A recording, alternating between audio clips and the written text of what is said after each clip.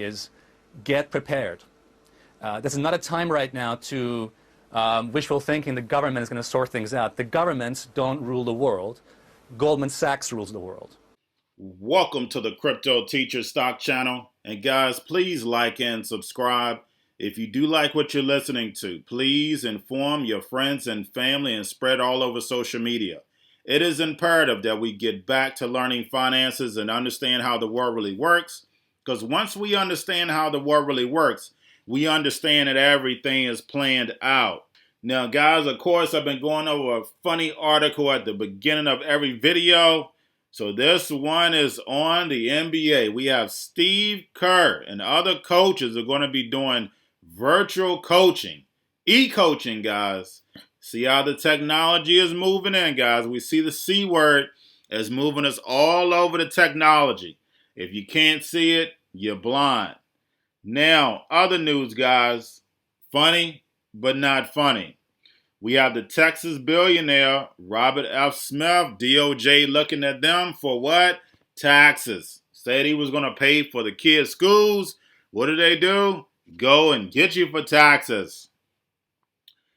McAfee, guys. McAfee gets arrested in Spain on taxes. Now, guys, you know he's not in favor of the government. He always talks about how bad the government is. But the fact is that it's an IPO that's going to be going on. Now, what's the coincidence? I don't believe it's a coincidence. Now, you have your McAfee IPO, and then McAfee gets arrested for taxes. And gets arrested in Spain, guys? You're not going to tell me that's not planned? In Spain? Now, of course, McAfee founded the company and then also, of course, sold it, made hundreds of millions of dollars. But it's definitely crazy. Now, getting over the stimulus, guys, we're back to the stimulus. Steve Mnuchin says he'll give way since Trump says he wants a higher one. Now, why they're not just going with this 2.2 trillion that already passed in the House? Well, it'll be a whole lot simpler to just move it through the Senate and get it passed. You are only $400 billion away. So I don't see what the big deal is for that one. But we know why. Hegelian dialectic, guys, holding it off until Thanksgiving. So what? The masses can hand that check right back to them. That's how the game works, guys. Remember, their job is to take your money, keep you poor. That's what they want to do. Now, getting into keeping you poor, as you can see at the beginning of the video, Goldman Sachs runs the world. And when we look at banks, the big banks have been doing great. So the fact is we had Goldman Sachs hit their numbers. Morgan Stanley hit their numbers. JP Morgan hits their numbers. Like I said, Wells Fargo and Bank of America, they let them fall to the wayside. But we know the people that's been there for 176 years, their stocks do wonderful. Now, of course, says Warren Buffett lost like $1.6 billion with Wells Fargo. But they're not going to say all the billions and hundreds of billions of dollars they made from all those fake Wells Fargo accounts they had set up. They're not going to talk about that, guys. Not going to talk about that. Now, also, we have Array Technologies, guys. Solar IPO. Guys, solar is going to be big. And I don't want to add crypto into this channel. That's the reason why I did a separate channel. But the Energy Web token is very, very important. You have Tesla, Warren Buffett. Everybody's moving over to solar, renewable energies, guys. Like I said, the Rockefellers have the $10 billion facility over in China. That's right, guys. China. They're building a $10 billion facility. So, guys, we know this is where we're headed. This is where we, of course, need to make sure that we're investing. And then lastly, guys, we have Kpop. Of course, the Korean boy band, the stock that actually handles the label, went public. I think it went up 91%. So guys, make sure what? We make sure we get ourselves invested.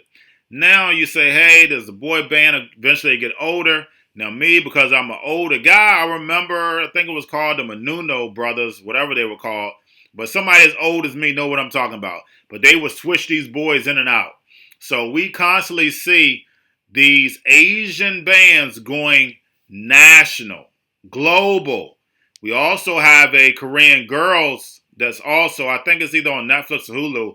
I saw it just going through it, but definitely, guys, we see that they are switching it over, guys, switching the empire over. Remember, China is going to be the new empire. So that Asian look they want in front of the media. Of course, that's image. That's all they're selling, guys, is image. And we know how powerful image is. You change your whole culture, generation, and we know this is called our last generation, Generation Z, for a reason, because all this technology is going to be moved over. But guys, that's all I have for you. Don't forget to subscribe and spread this channel everywhere. You have a wonderful day.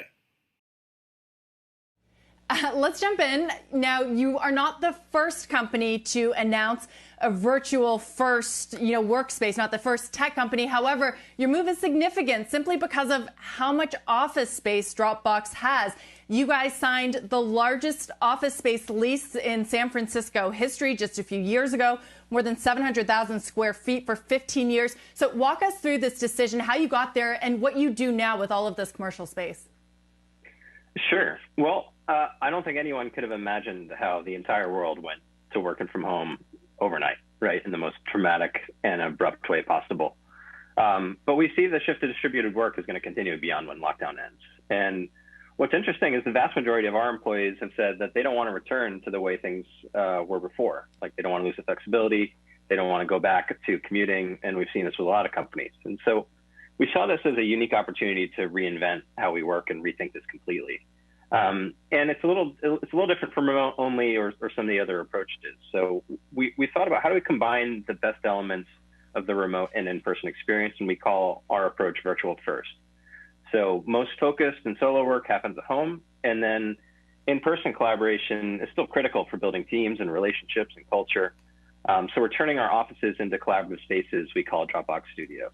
And we think this is, again, better than going fully remote or just sort of letting people figure it out for themselves.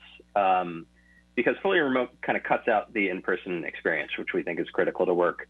And a lot of the hybrid models and saying that just work from home whenever you want to, we think risks kind of a worst of both worlds situation where you don't get the sense of community in an office and you don't get the same level of flexibility.